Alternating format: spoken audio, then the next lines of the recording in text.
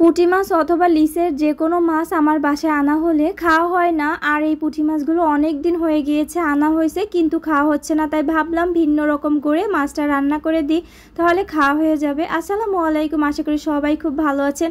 আল্লাহর রহমতে আমিও খুব ভালো আছি। মাছগুলোই কিন্তু ডিম হয়েছে, আর এই মাছগুলো আমি কেটে নিচ্ছি। অনেকেই তো ভাবে যে বাসায় মনে হয় সারাদিন মোবাইল নিয়েই পড়ে থাকি, আসলে তেমনটা নয়। মোবাইলও যেমন কাজ করতে হয়, তেমনি আমার বাসায় অনেক কাজ থাকে, আর আমার বাসার সমস্ত কাজ আমি নিজ হাতেই করি। তবে সবসময় একটা কথাই মাথায় রাখি, আমাকে নিয়ে কে কি ভাবলো, কে কি বললো, তাতে আমার কিচ্ছু যায় আসে না। আমি কতটুকু খারাপ কতটুকু ভালো এটা নিয়ে যারা সমালোচনা করে তারা সমালোচনা করুক, তাতে আমার কিচ্ছু যায় আসে না। আমি আমার পথে এগিয়ে যাব, এটা হচ্ছে আমার সবচেয়ে বড় লক্ষ্য।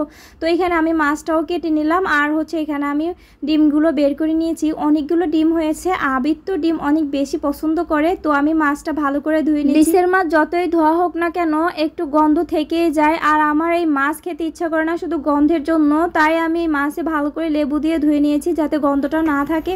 এখানে আমি প্যানে তেল দিয়ে দিলাম, তারপরে ডিমটা ভেজে নিচ্ছি। আবিদকে ডিম ভেজে দিলে তো অনেক খুশি হয়ে যাবে, তাই দ্রুত ভেজে ওর সামনে দিয়েছিলাম। ডিম ভাজা পেয়ে তো সে অনেক খুশি। যাই হোক, আমার সন্তানদের খুশিতেই আমার খুশি।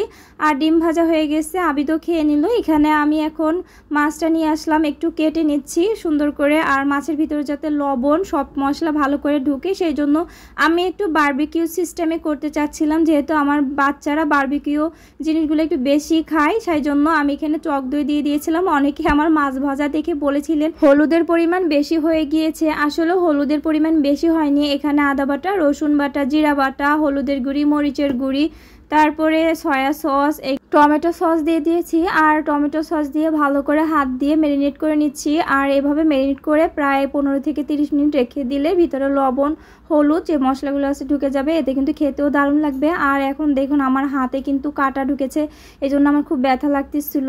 আর এই ধরনের সমস্যা আমার প্রায় হয়, হাত পুড়ে যাবে, নাহলে হাতে কাটা ঢুকবে।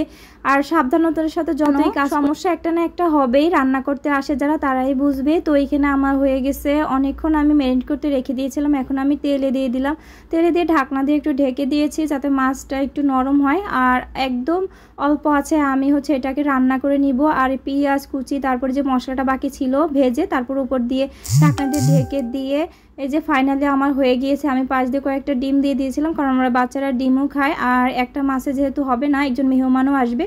তো এই যে আমার রান্নাটা হয়ে গেছে, মাছটা একদম নরম সফট হয়ে গেছে। তো এইভাবেই আমি মাঝে মধ্যে রান্না করে আমার বাচ্চাদেরকে দেই।